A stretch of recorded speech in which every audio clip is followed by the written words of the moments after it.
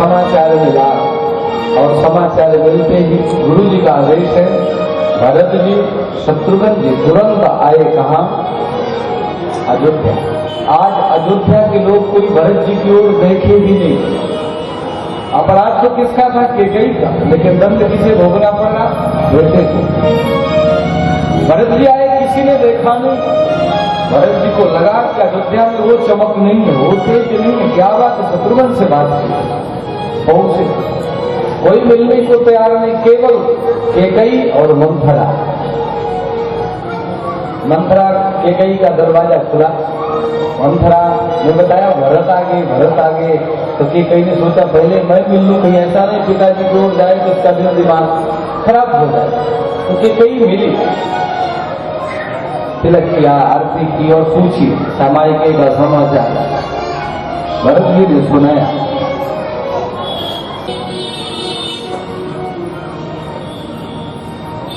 हमारे पिताजी और हमारी मैया, हमारे माताएं, हमारे भाई लोग नहीं दिख रहे, क्या बात है? बहुत सारी चर्चा की, लेकिन बोले वो तो सारी बातें बाद में करना। भरत, मैंने तेरे लिए जो काम किया है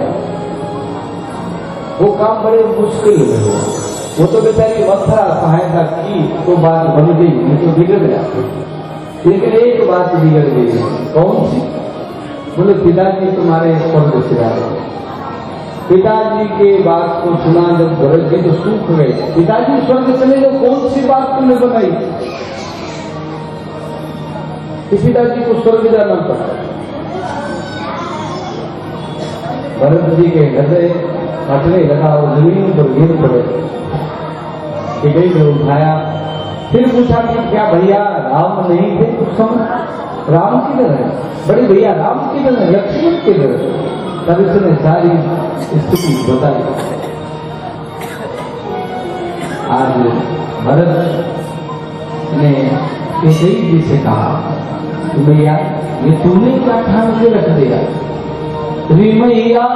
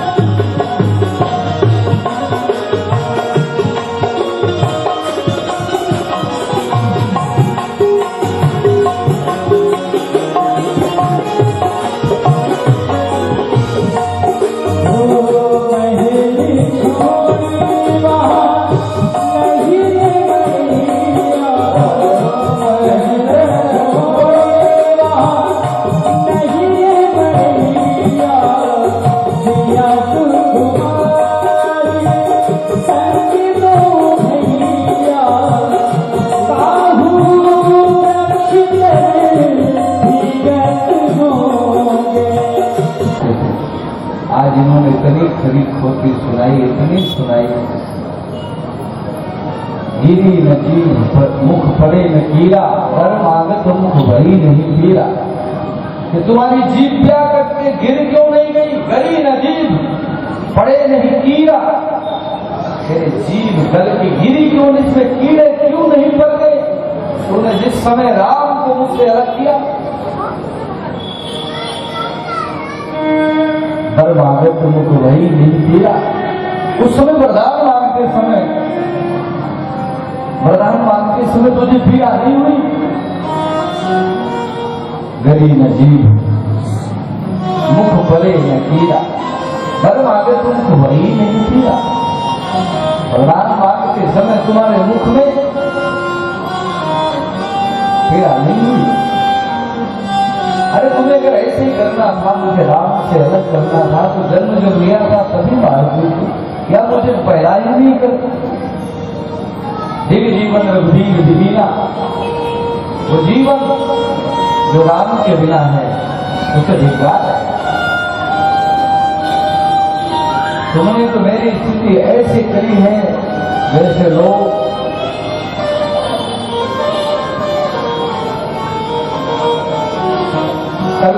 कल्प वृक्ष को नहीं लगाते, घर में बबूल का पेड़ लगाते हैं। तुलसी योग राम को कल्प करूं, उस कल्प वृक्ष को उखाड़ फेंका, और मुझ जैसे बबूल के पेड़ को तुम्हें लगाने की कोशिश की है।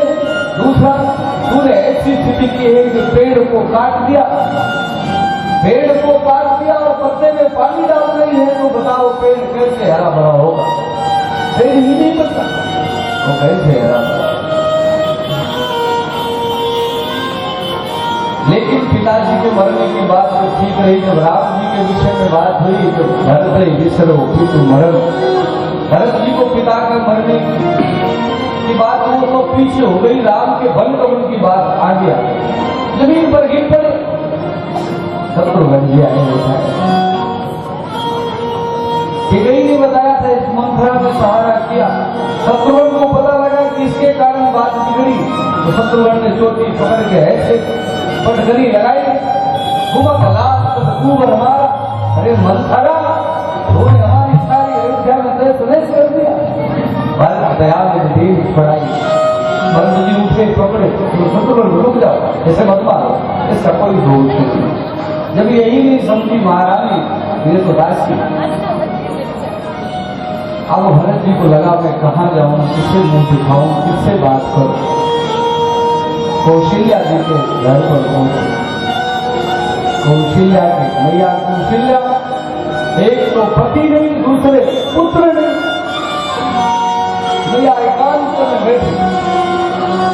भरत जी गए, मैया को पता चल गया भरत आया, भरत आया यानी राम आ गया। भरत चरणों में गिर गए, प्रणाम करने लगे। मैया कौशल्या, अगर राम के बन जाने में मेरी कहीं कोई जरा भी सहमति हो तो मुझे वो पाप लगे जो लोगों को बार हत्या करने का पाप लगता है।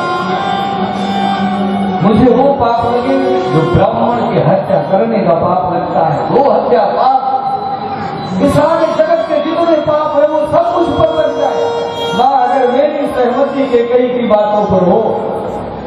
भरत ने अपना फरमान, कौशल्या ने भरत को उठाया, हृदय से लगाया।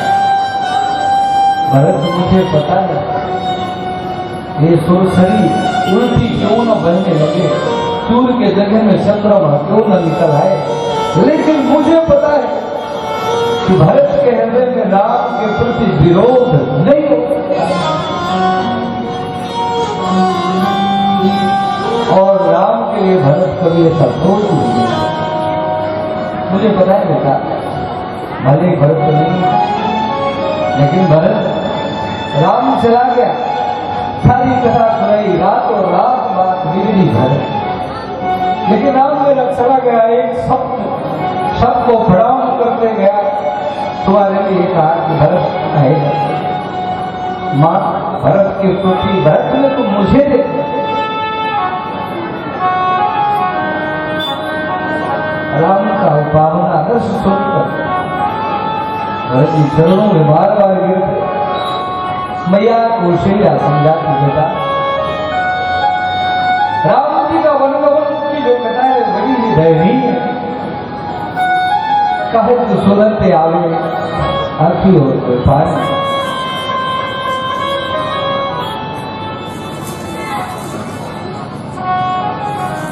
कौशल्या मैया ने भरत जी को समझाया बेटा, मुझे पता है तेरी कोई सहमति नहीं है कि कई का भी दोष नहीं है, ये विधि विधान है।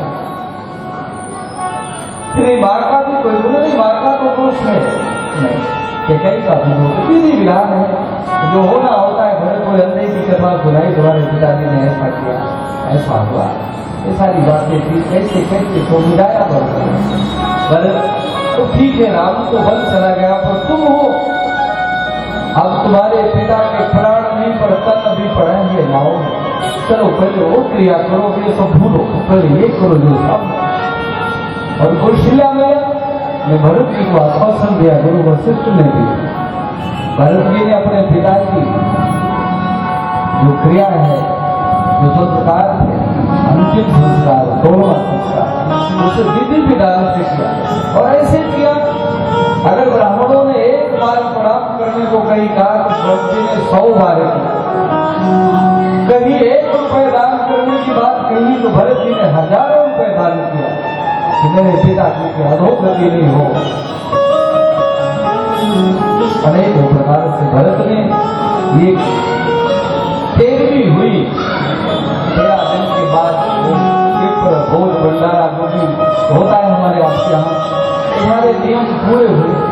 14वें दिन एक श्रद्धांजलि सभा बुलाई गई, सभी लोग इकट्ठा हुए, सबने अपना अपना मत रखा। वशिष्ठ जी ने कहा, देखो भरत, तुम्हारे पिताजी ने शरीर को छोड़ दिया, राम जी ने राज्य को छोड़ दिया, क्यों? वो तुम्हें पिताजी दर्शन देकर के गए, तुम्हें राजा बनेगा। अब यह स्थान रिक्त है, राम भी नहीं, अब तुम राजगद्दी से बैठ जाओ, तुम्हारा तिलक हो। भरत ने सबने कहा, एक मत में कौशल्या ने भी कहा कि तुम्हारे पिताजी का आदेश है, भरत तुम बैठ जाओ। लेकिन कोई दूसरा होता तो और भी कुछ बोलता, पर भरत जी थे, संत थे, उन्होंने कहा मैं तुम्हें सबको प्रणाम करता हूँ, तुम सबका कहना यथार्थ में सत्य है, ये मेरे पिताजी की आज्ञा है, वो भी मुझे सिरोधार है, लेकिन अभी नहीं। ये बताइए, जिसके लिए तैयारियां बनी कि भरत राजा होगा, बात चली तो बात चलते सारी बातें सारे काम बिगड़ गए। महाराज शरीर को छोड़ दिए, राम घर को छोड़ दिए, अब वो भरत राजगद्दी में जिस समय बैठेगा, स्थिति क्या होगी? अयोध्या की रसातल जय हे तबनी, ये पृथ्वी रसातल में समा जाएगी। मुझ जैसे अधम से, मुझे अधम से तुम राज्य क्या सुख मिलेगा? प्रणाम किया गुरुदेव, आप सबकी बातें मैं सिरोधार्य करता हूँ, लेकिन मैं राजगद्दी पर तब बैठूंगा कि पहले तो मुझे मैं कल प्रातः काल भैया राम का दर्शन करूं। और अपने दर्शन की बात बताई कि कल प्रातः काल राम से मिलने के लिए जाए। और ये चर्चा सारे नगर में हो गई, सारे अयोध्या में हो गई। जो केकई के कारण लोग भरत में नफरत रखते थे, आज खुशी हो गई। भरत वो केकई नहीं है, केकई का बेटा है, लेकिन केकई इसका स्वभाव नहीं है। भरत में राम प्रेम है, और राम के नाते कैसे माने, सकल राम के नाते। जहलक नाथ ले है और नाते माने हैं सकल राम के नाते। राम जी के अंदर राम से मिलने की प्रेरणा हुई, मैं जाऊंगा। सारे प्रजा प्रवासियों में ऐलान कर दिया कि तुम जो चलना चाहता है चले। कुछ लोगों को वहां की जवाबदारी दी गई कि तुम रुक जाओ। अब जिसे रोका गया उसकी स्थिति ऐसे बनी कि मानो उनके गले में तलवार चलाई जा रही है। जिन्हें राम के दर्शन के लिए नहीं ले जाया गया, उनकी स्थिति बनी। भरत जी चल पड़े, चित्रकूट की यात्रा हुई, सबके सब चले, चंदन रथ सजा, गुरु जी, अरुंधति, माताएं तीनों विधवा रूप में, तीनों के लिए पालकी बनी। तीनों पालकी में अवरत चला, घोड़े हाथी में सभी लोग, सारी सेना भी चली साथ, क्योंकि होने वाला भागी राजा जा रहा है, तो सेना साथ चली। भरत जी रथ में नहीं चले, पैदल चल रहे हैं, मैं रथ में नहीं चल। कौशल्या मैया ने समझा देता रास्ता दूर है, राम से मिलना है अगर जल्दी तो रथ पर चढ़ना पड़ेगा, क्योंकि पैदल चलेंगे तो बहुत समय लग जाएगा। दूसरा, राम भी जब बन गया तो रथ में ही बैठ के गया था, ऐसा तो भैया रथ में गए तो भरत जी रथ पर चले। अब वो रथ चला, रथ तमसा नदी के किनारे पहुंच, वहां पर राम जी ने विश्राम किया देखा। भरत जी ने उस जगह को प्रणाम किया, रात्रि में रुके और स्नान करने के बाद शृंगवेरपुर पहुंचे। शृंगवेरपुर में राम जी का सहेता मित्र था निषाद। निषाद को पता चला कि भरत आना, भरत का आना निषाद को डर बन गया। कहीं ऐसा तो नहीं कि माँ के मन में जो खोज था कहीं बेटे के मन में भी तो नहीं। माँ ने तो देश निवाला करा दिया, लेकिन बेटा सोचता है कि ये जंगल में मार को संकट राज्य करो। ये राज्य सब क्या बड़ी जटिल समस्या पैदा करती है। मारो मारो, कैसे भी किसी की हत्या करा दो तो राज्य का मिलनी चाहिए। राजा थे निषाद राज्य ने, उन्होंने सोचा क्या करें। बोले हम भरत को गंगा पार नहीं होने देंगे, हम शरीर में जब तक प्राण नहीं।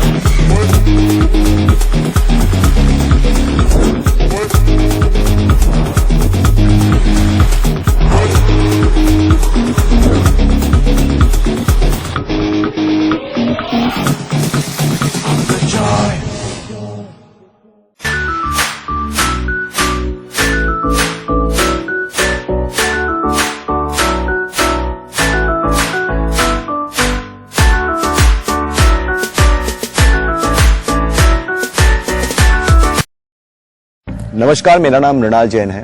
दमन, दीव और दादरा नगर के सारे लोगों को मेरी तरफ से प्रणाम। आए दिन हम समाचार में पढ़ते हैं, इनफैक्ट रोज पढ़ते हैं कि किस तरह से लोगों की जान सड़क के हादसों में चली जाती है। क्या आप जानते हैं ये क्यों होता है या इसके पीछे वजह क्या है? मैं आपको बताता हूं। लोग बाइक चलाते हैं बिना हेलमेट के,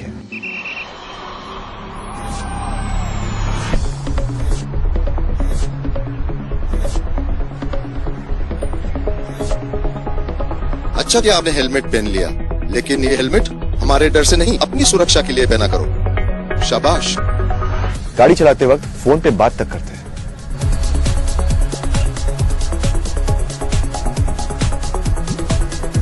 और सबसे बुरी बात, शराब के नशे में गाड़ी चलाते हैं।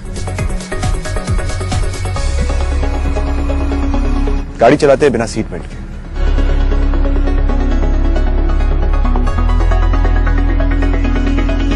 पहला कदम ही दुनिया को आगे ले चलता है। आप और हम मिलकर इसे अच्छा बना सकते हैं। जान है तो जान है।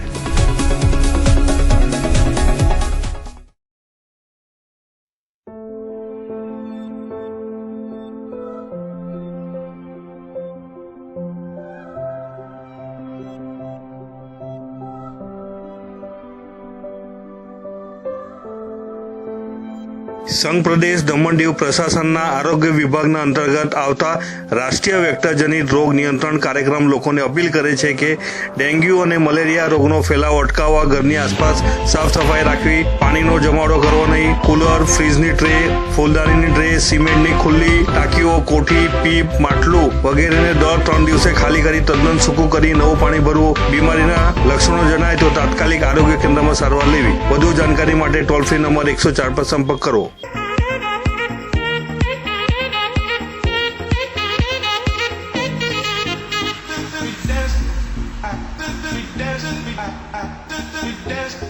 I